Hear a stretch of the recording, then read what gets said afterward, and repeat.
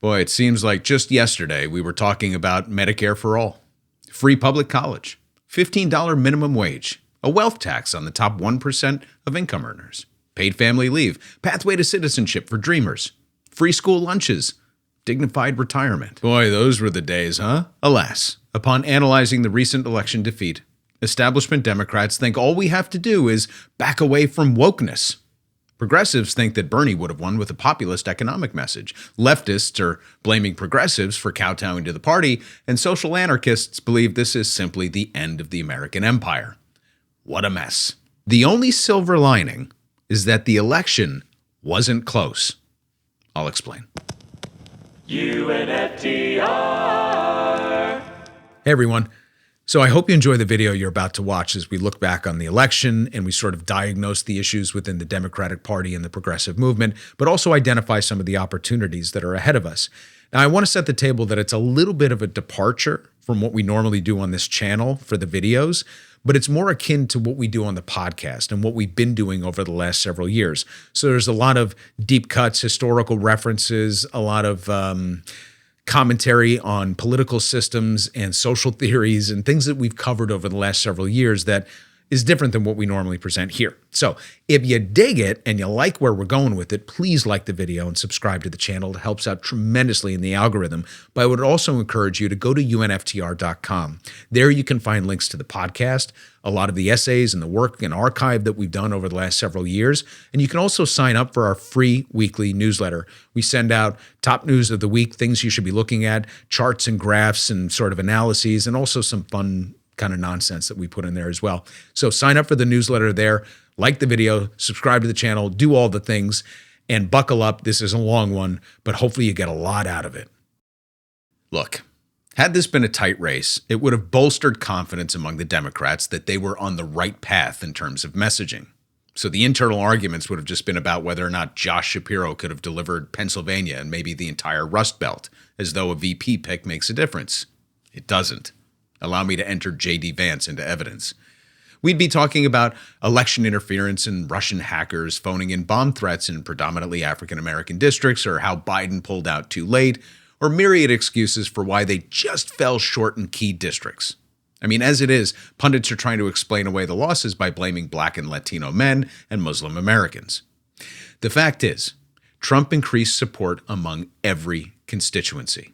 So if you want a complete breakdown of the election with stunning clarity, I encourage you to read Rashed Mian's post-election autopsy on our website titled Election Backlash, and I'll link it in the notes. The election blowout is the ultimate reset. It reminds me of a scene from an early 90s movie called Searching for Bobby Fischer. While mentoring a young chess prodigy, the Grandmaster, played by Ben Kingsley, is trying to get his young prodigy to see a particular move in his head without moving the pieces on the board.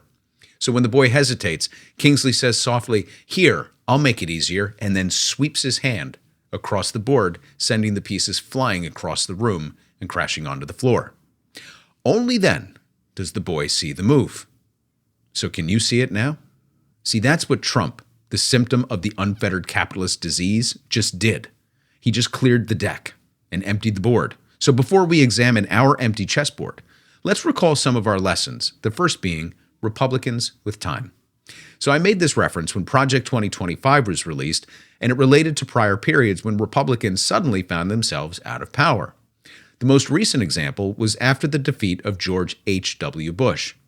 Republicans with time on their hands busied themselves preparing the Project for a New American Century, or PNAC. This was the infamous planning initiative to invade the Middle East, Iraq specifically, to overthrow the dictatorship and seize its oil resources. And once back in power, the Republicans prosecuted a decade-long war on multiple fronts to execute on the plan. Now, feckless Democrats then maintained the new Republican status quo, as they do. As a result, we remain firmly in control of Iraqi oil production to this day. Unlike PNAC, Project 2025 isn't an inspired plan on recent thinking about American imperialism. It's the culmination of a 50-year effort to undermine faith in American institutions, to co-opt the entire legal system, overhaul education, consolidate power in the hands of the corporate class, subvert the labor movement, demonize immigrants, preserve the racial hierarchy, eliminate protections for the impoverished, center Christian fundamentalism in our politics and public school system, control the corporate media, silence dissenting voices, criminalize protest, and just generally turn us against one another.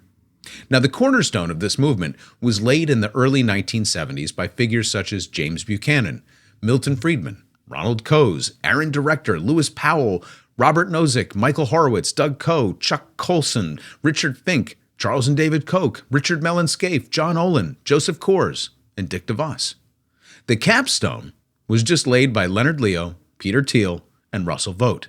There were several in between, but the bottom line is that almost no one who cast their vote for Donald Trump knows these names. And as a practical matter, no one who voted for Harris does either. Now, our pod listeners are familiar with them because this is the part that we've been trying to fix. As we've said many times, it's hard to untie a knot when you don't know how it was tied.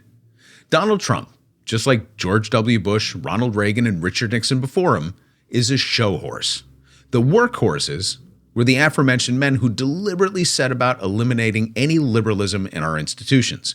No matter how many clowns that they parade in the circus, Elon, I didn't invent anything Musk, Vivek Ramaswamy, Tulsi, pick a party, Gabbard, Matt Butthead Gates, Christie, I shot my own dog Gnome, Little Marco Rubio, Elise Zionist Stefanik, whoever comes next. They're all part of the great distraction machine. Because that's what clowns are for. All eyes on their buffoonery while the real show happens behind the curtain. It took 3 full generations for the neoliberal workhorses to complete the turn. And make no mistake, we're there. This is it. With full control of every branch and a demonstrated ability to simply ignore protocols, norms, precedents, and even laws, the men in the shadows who control it all will use Trump like a fucking battering ram against the gates of the kingdom. There are 2 ways to emerge from this moment. We can choose to see this as the tipping point toward true authoritarianism, or we can view this as the Empire Strikes Back phase.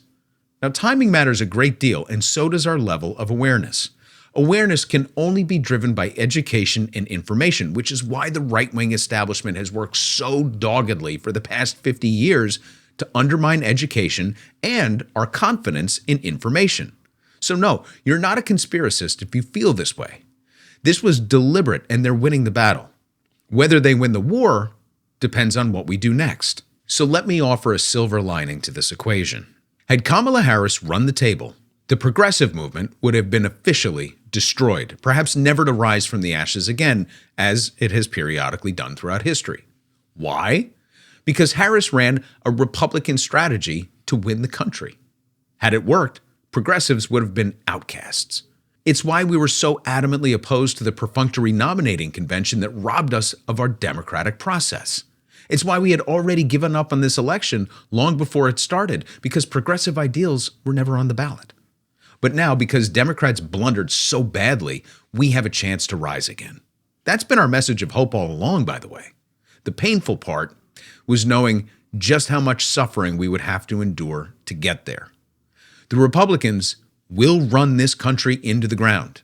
They will destroy our standing in the world, hoard resources for the wealthiest among us, and rip the social and economic welfare state to shreds.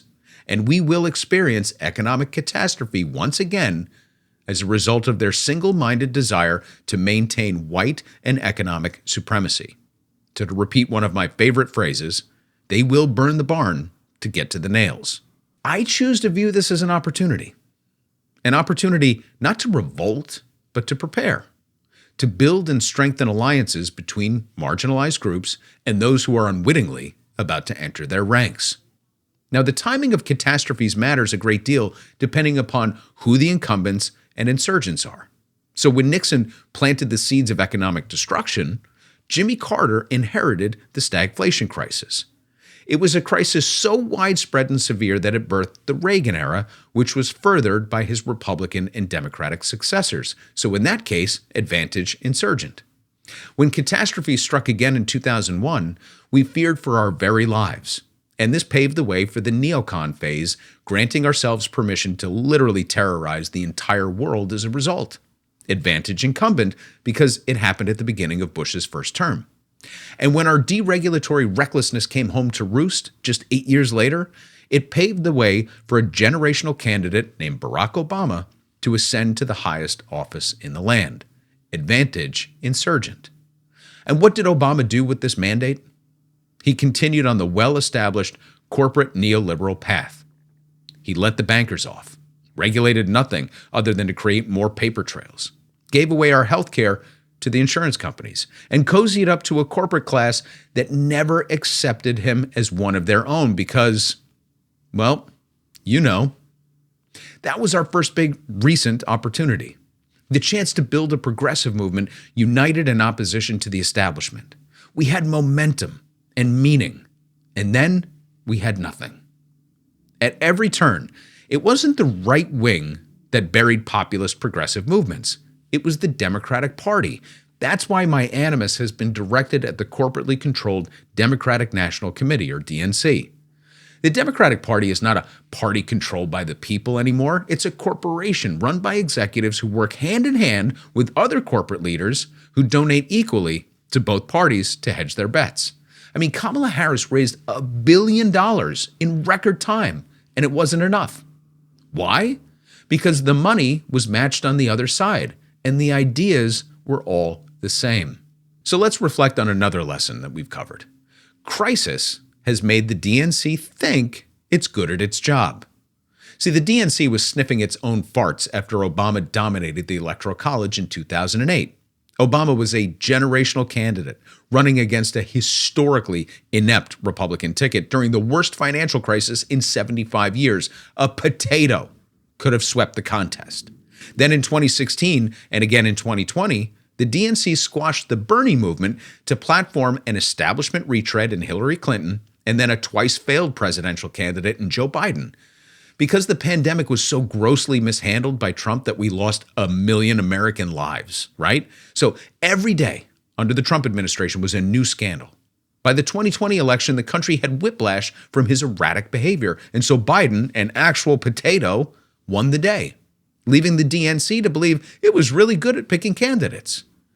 Riding this high, the brilliant strategists at the DNC confined the Harris campaign to belittling Donald Trump's vision for America instead of expressing a vision of its own. To emphasize the point, Harris surrounded herself with Republican icons, touted endorsements from corporations, Nobel laureates, economists, former Trump staffers, and celebrities. And the kill shot, when she said she wouldn't have done anything differently over the past 4 years. Fuck your suffering. Everything's fine. See, they thought it was even a good idea to campaign alongside the Cheney family. If that doesn't say it all, I don't know what does. If you run a Republican campaign as a Democrat, a proud Glock-toting, tough on immigration, genocide-supporting fan of corporate America, you're going to lose to the party that already owns these issues. It's as simple as that. The Democratic Party's inability to tap into economic insecurity and fear of an AI future, as an example, one that will leave workers behind, opened up a wide lane for the Republican Party to tell you who to blame for your fears. I mean, it's a pretty simple equation. And I believe that they will try to accomplish every line item in the Republicans' 900-page Project 2025 manifesto. They're far more prepared and aligned than they were in 2016. As a result, we're about to bear witness to one of the most extreme periods of xenophobic punishment this country has ever seen. Yes, it's going to be that bad. Sugarcoating it does no one any good. And hopefully now you believe that our historical analysis has been pretty clear and accurate. Donald Trump is a low IQ, pure populist with no ideology or personal competence. Now that said, the difference between his first and second terms will be competence. It'll be preparedness and a definitive ideology, even if none of them are his. See, up until this point, I've been questioning who on earth would be stupid enough to be in this man's cabinet. In reality, his people are anything but stupid. They're evil and corrupt, but not stupid. The difference between his two terms is that he and his people will evade corruption charges at every step because they fully control Congress in numbers and ideology. And they'll continue to pack the courts with blinding speed. There will be no adults in the room to preach caution or consider legality because there will be no legal system to contain them. There will be no conscientious objectors in the Republican-controlled Congress to put guardrails in place. They're all gone. Be fearful. For many in this country, it will be as bad as you think it will be. And they're going to get away with all of it for a time. The only question is whether we're prepared to work hard at rebuilding progressivism as hard as they did to tear it down. And that brings us to the here and now. Now, for the past couple of years, I've been dancing around the idea of systems. In fact, our first episodes of the podcast in 2020 even spoke to the notion that we were in a post-capitalism era already. A post-capitalism era in terms of a system that Adam Smith envisioned, which was itself a cautionary tale. In other words, Smith was proposing a market system with clear regulations to prevent speculative behavior and obscene wealth accumulation, one that produced enough surplus to fund the arts, education, and general welfare. He proposed a system to prevent where we find ourselves today. So this election wasn't a victory for capitalism as it was conceived. Rather, it cemented Sheldon Wollin's notion of inverted totalitarianism, a state in which corporations control the mechanisms of power. Everything is curated by the corporate machine, and we accept what it feeds us like lab rats. They can starve us, overfeed us, manipulate our behavior, or just kill us. And like the rat, we don't know that we're in the experiment. All we know is the reality they've made for us. A few decades ago, professor and researcher Stanley Deetz published a theory that resonates with me much the same as Wollin's inverted totalitarianism. It's called the theory of corporate colonialism, whereby corporations exert a form of colonial control by embedding their values, their priorities, and decision-making processes into the social and political fabric, often at the expense of democratic ideals and the public good. And most of the time, it makes no sense. Like how Elon Musk can take control of the digital public square in the name of free speech while clamping down on free speech and dissent. Personally, I find corporate colonialism a more satisfying explanation of our condition for two reasons. One, because it's an apt description, but also because colonialism is a familiar pattern with weaknesses that can be exploited once understood. Colonization occurs when a strong entity is in search of a weaker one in possession of resources the colonizer requires. So think land, natural resources, labor, ports, and so on. In the age of empire, colonies were typically acquired through force, especially when racial hierarchies were at play. So the British in India, Dutch and German Afrikaners in South Africa, Portuguese in Brazil, Chinese in Tibet. I mean, our own history is defined by breaking the colonial yoke of France, Spain, and Great Britain. History is rife with these kind of examples. Modern colonial projects are often political and economic in nature. So the absence of force and population control makes them no less insidious, though perhaps more ingenious. This is the hallmark of neoliberalism, which partnered with the neoconservative movement to suppress democracy in foreign nations while throwing a life preserver in the form of loans, investments, and political resources. So dollar diplomacy with some real teeth. We overthrew nearly every democratic movement in Latin America in this fashion. An insurrection here, guerrilla movement there, loans and sanctions like carrots and sticks. Eventually, we'll get what we need. The first step in colonizing is to divide the people. When a people stand together as one, it's difficult to attack the pillars of a functioning society. Now, when the people are divided, they're insecure. That's where the play on the word disease comes in. Dis-ease, uneasiness and insecurity, dis-ease, disorder. That's the foundation of any colonial movement because the colonizer can then offer security and order in return for a few small favors. Then they can go about eroding the pillars of society, the law, education, healthcare, religion, labor, media, science, and so on. See, people think politics is the driving force of movements and change. It's not. Politics is a reflection of sentiment, the culmination of movements for or against something. Now, you don't have to look through history or even abroad to understand this. You're living through it right now. The Southern strategy under Nixon, the show horse, was devised by H.R. Haldeman, Harry Dent, and John Tower, the workhorses. Ask a MAGA voter if they know these names too, by the way. So their goal was to divide the electorate over the civil rights movement and social welfare programs popularized by FDR and LBJ. These men created a politics of fear and othering that set the white working class against people of color and northern elites. Once this foundation was set, our aforementioned protagonists, that no one also remembers, entered the picture and started chipping away. First, the legal system. They trained conservative legal professors and placed them in law schools by tying them to donations. They started universities of their own like George Mason and Liberty, and heavily funded Christian colleges like Hillsdale. They worked with the corporate class to ensure that they were placed in prestigious law firms, and over time, they were appointed to state and federal judicial positions during Republican administrations. Today, they control the courts, including the highest one. They attacked unions in the workplace and tenure in universities. They cracked down on protest movements and militarized our domestic law enforcement agencies. They deregulated industry after industry to further prevent oversight and labor organization, took control of the media and handed it over to the corporate class, created right-to-work states, demonized cities and immigrants, gave white clergy unprecedented access to power in return for spreading a perverted form of Christianity to other parts of the world through force. Just read Jeff Charlotte's The Family to understand that one more fully. They ascribed more rights to money than humans to influence our elections, handed the keys to our healthcare system to insurance companies and middlemen, generated policy papers in billionaire-funded think tanks that were copied word for word into model legislation, gerrymandered districts to crowd out ethnic minorities from power, attacked science by allowing corporations to fund alternative studies that sow doubt in our minds, made work more precarious and welfare harder to secure.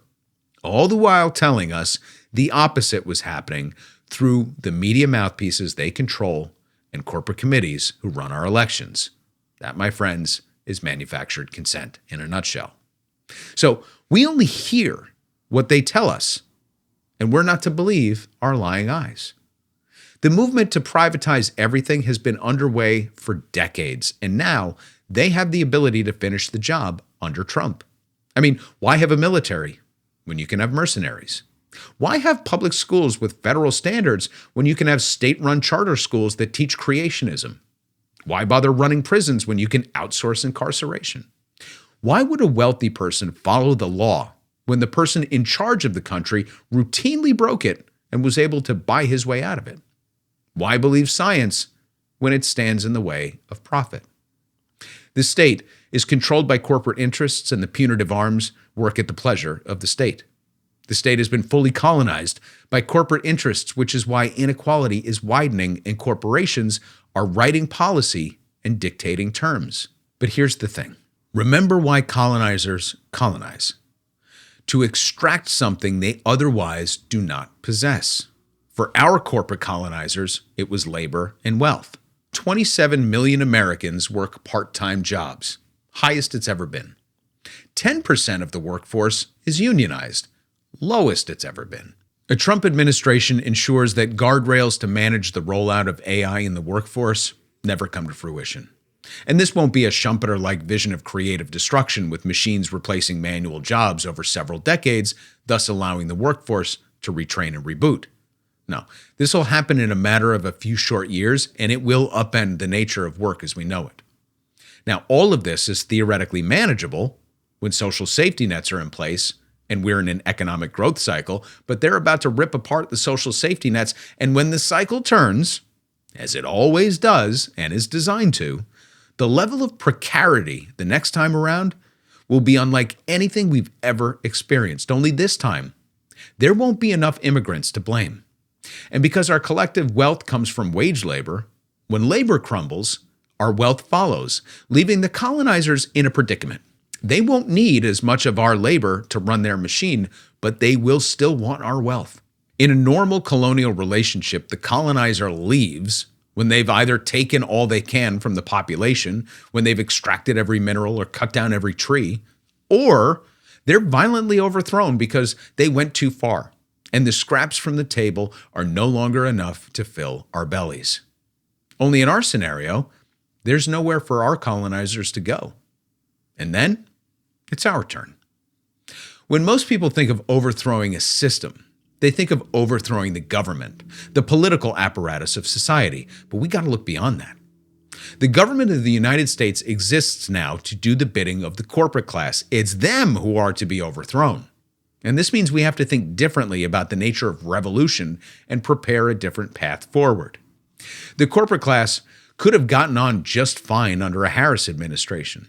But in boardrooms and quiet country club conversations, they knew that Donald Trump was the accelerant they needed to complete the coup. It's why they're celebrating, and why we will see a peaceful transfer of power to the real administrative state, the privatized one. Lenin called the failed revolution of 1905 in Russia a dress rehearsal. Now, he didn't know when the real show would begin, only that they needed to prepare the script. And the most important part of the planning process was to prevent the spontaneous uprising of the working class.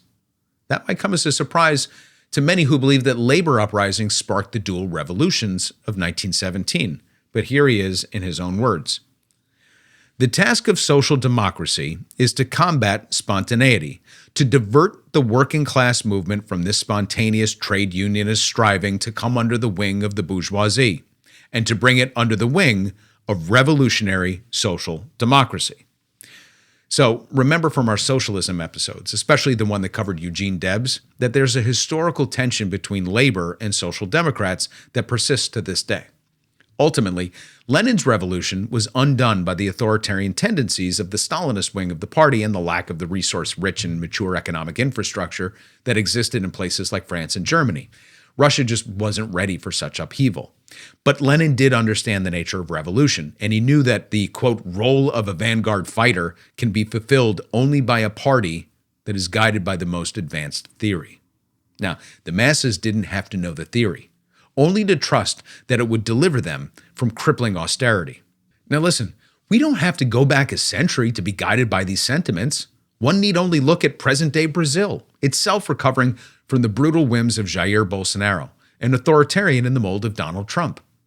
Lula da Silva did it by prioritizing the poor and working class and protecting the environment. How novel! There are countless examples of movements that excised corporate and political colonizers, and we have an opportunity to do the same. We know how the knots were tied.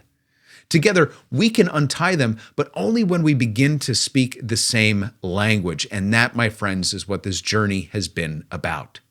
When our religious leaders, educators, new media figures, doctors, scientists, labor leaders, when everybody comes together to take control of their own silos under the common banner of decolonization, our politics will follow. So personally, I choose to view the Occupy movement as our dress rehearsal, even if it too was early and, yes, spontaneous, even if it was quickly co-opted and eventually smothered by corporate interests. The heart of Occupy lasted only 3 months, but so did the Paris Commune, and its flame burned so brightly it inspired socialist movements the world over for generations. Can we do the same? Because that was the first time that our corporate overlords, as Chris Hedges calls them, were really scared. See, in that park, religious leaders, indigenous people, ethnic minority, musicians, artists, working class people, unemployed and underemployed citizens, students and scholars all came together to decry the corporate class with one voice.